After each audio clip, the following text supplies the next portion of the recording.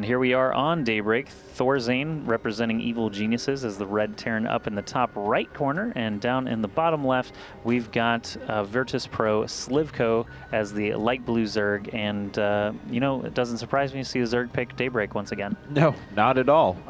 And we saw that there was, let's see, it was Proxy Rax versus an early pool the first time we saw this today, and the Lucifron Snoot set. Thorzain every once in a while can throw in Proxy Rax on this map. He loves it against Protoss players too. I'm not saying he's going to do it here, but it is a possibility. Slivko could do the same thing that we saw out of Snoot as well, but this can lend itself to very long TVZs as well. That's true. I mean, Thorzain could send out an SCV right now and still be able to do a Proxy Rax, but it doesn't look like that's going to be the case. He's just keeping hold up inside of his base. He probably just wants to wall off the top of his ramp, I think, since he did not send an SCV out at all. Might actually be an indication of some fast tech, but we'll see. Since that depot is back at his mineral line, it looks like he's not going to care that much and actually build the barracks very, very close in. Kind of interesting.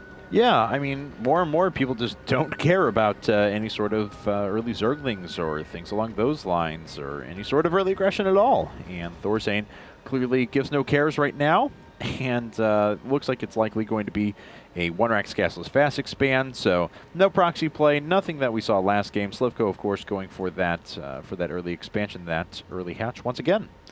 All right, now that everything's getting established in the various players' bases, I'm still curious why Thorzain did not want to wall off. If Slivko gets over there and scouts up with his drone, he may just want to turn on the jets. I mean, I guess Thorzain did it because most Zerg players are going to want to take that quick base on Daybreak just because of the travel distance involved. You can see Slivko actually checking some various locations, looking for proxy Raxes, not just taking the shortest path, because that is how you miss those 11-11 racks. And he did just try to bust him doing it, or did bust him trying to do it on the previous map, so it wouldn't be surprising if he thought Thorzain was going to just go for it again.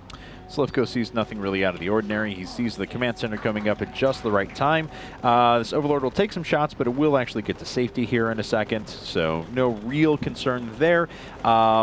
Yeah, I mean, it's always so annoying for Zerg players to lose in Overlord right at the very beginning of the game. In some circumstances, it actually cost you the game. We saw that happen in Ret versus DeMuslim yesterday, a game on Antigua Shipyard. DeMuslim, one of his 3 games in a row that he decided to 11-11 racks, actually did catch an Overlord out, and that's what was kind of the difference, and Ret wasn't able to hold it off. I see, and with 2 queens coming out now for Slivko, he could try to wall off. This is a very big area here on Daybreak that he would have to try and defend against any kind of Hellion play, but Thorzain just has not been favoring that in this series so far. He's just gone heavy amounts of Marines into Sky Terran very quickly. Did not really have any mech involvement in that last game. Nope. I think he made a couple of Hellions right at the very beginning, but that was, no, I don't even think he did, because that last game he actually went right from the initial 3 racks, because he had to cancel the first 2 proxy racks that he put out, went from 3 racks straight to the starport, yeah.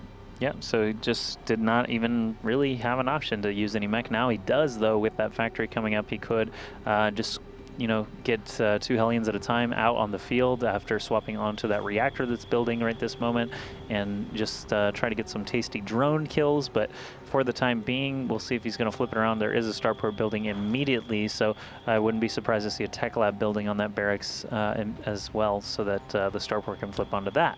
4-queen build from Slivko, but he's not moved down his queens. There we go. One going to be sent out here to connect, creep in between the 2 bases, and then they'll start spreading it out afterwards. Thorzain, though, finishing up that starport. Going to swap that onto the tech lab momentarily. Hasn't decided to go for a 3rd base quite yet. Sometimes we'll see players that are, even when they're going for the Banshees, will put up that 3rd base very quickly, just to make sure they can continue to macro up back at home. It looks like Slivko wants to take a 3rd base. I was going to say that European Zergs seemed a little bit wary about doing that, but now Slivko is just after 6 minutes, which is not too far off what you'd normally see anyway. A Banshee is coming out now for Thorzain still. Oh, there is the cloak research just shortly after the first Banshee gets started, so he will have an opportunity to get some damage done. I don't believe Slivko has an evolution chamber yet. He's just now building a Roach Warren and does not have Lair even started. Well, the Hellions pick up on this third base. Of course, not going to do much damage there. And Slivko has very nice coverage outside of his natural, so I don't expect him to take too much damage really at all. With 4 Hellions here, obviously their DPS is very low against structures, but with enough sustained damage, Slivko will eventually have to respond to it. Yeah, that's true. He doesn't actually have anything to respond with at the moment, though. He's got 8 lings and some queens that he definitely doesn't want to lose for no reason. So once this hatchery is complete, we'll see if he's going to try and respond a little bit stronger than that. But he may just cancel it and just try to get out of there with a drone. I don't think it's going to be able to survive. He just doesn't have the fighting units available to be able to stop this number of Hellions. He's making 5 roaches. It is, you know, somewhat possible for the roaches to get there in time. The queens are already going to start their trek, but there's not much creep here. They have to walk slowly down the ramp. The hatchery, it's very close, actually. Transfusion is going to be the big key, though, if he decides to dump a bunch of energy on that. There he does. Yes, and that's going to make Thorzain reconsider. He does get that very low, though, and a follow-up should actually be able to hurt that, or just a straight-out cloaked Banshee. An Overseer is being made. This is being transfused up. There's still another transfusion on it. 250 hit points and starting to fall. Looks like there's actually a couple more transfusions. No, just the one remaining. That's it. And will he be looking? Yes, he does look, and this Banshee still has pretty high DPS. The Overseer's coming, but I think it's going to be a trade. And there we go, 46-24, and dead with the last shot. Thorzain kills the hatchery, and that is worth it. I didn't know the trade would be that dramatic. I just thought the Banshee would get it, and then, you know, wouldn't be able to it was escape. flying away, right. the queens would kill it. But that was good. It died before the hatchery died, so that was very dramatic. Anyway, 2 factories getting added on and 2 armories, so Thorzain is looking at some mech this time around, perhaps even Thor build. Yeah, Thor build. That game was...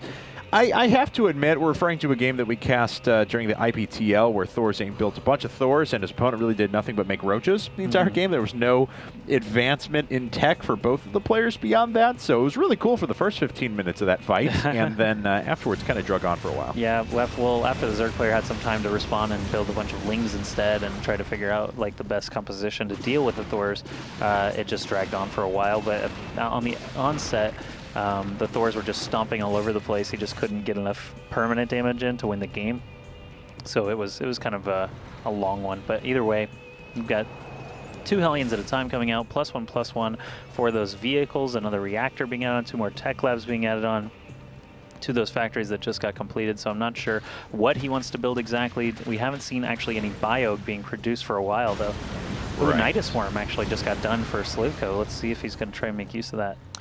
It's certainly an out here, 2-base Nidus Worm, but look at that. Thorzain already has a couple of units that are positioned and should be able to pick up on this pretty quickly. Another Overlord over here, and already Thorzain is building in his supply depot wall and will have vision of this entire area. Rawr, there's a worm about to pop up, but it's still kind of a weird spot. Doesn't really seem to benefit him too much, but at least it won't be killed by workers extremely quickly like they sometimes are. But actually a bit of unlucky timing as Thorzain looked like he was on the way over to the other side of the map to try and get some drone kills. Instead, it's going to return back over here. Oh, well, the Queen's coming along for a ride. This is risky, too, because if Thorzain does kill the exit, which he is doing right now, they have no way to get back, and this... Oh, okay, there's another exit being built. Good job there by Slivko to keep this momentum moving, but all these Hellions in the back are going to take out the Queens with their valuable transfusion energy, and roaches at the front are just taking out depots. This is just a very bizarre occurrence here, and the Thor actually takes out the exit.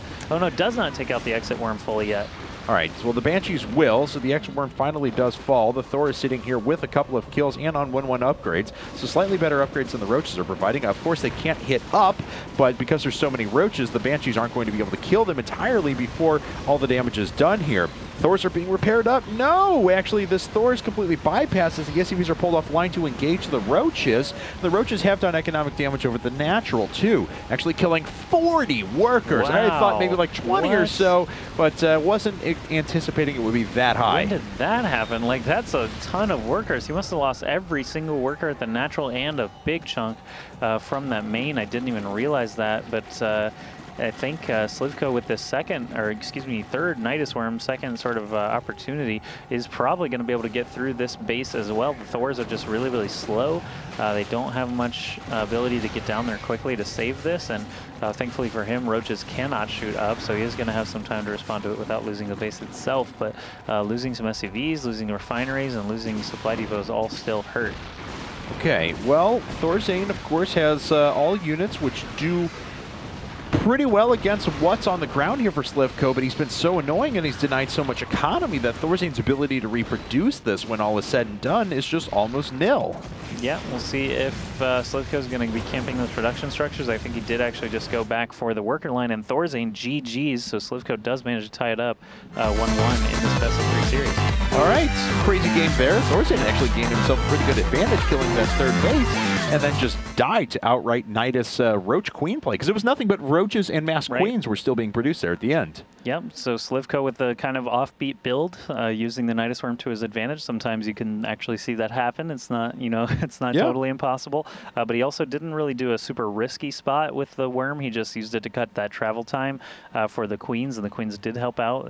They soaked a lot of damage. Didn't really see a ton of transfusions out of them, but they still help out as being valuable targets and let the Roaches kind of do their work while the Hellions had to focus them down instead. But yeah, just constantly attacking with multiple Nidus Worm attacks with those Roaches and Queens did the job for Slivko on that one. Okay, well, we're going to run into a commercial break, and when we get back, it'll be time for our third game of this best-of-3. Don't forget, even after this game, we still have a full nother set as we have Grunty Esports Club's Vortex going up against Mana. So don't go anywhere. We'll be right back.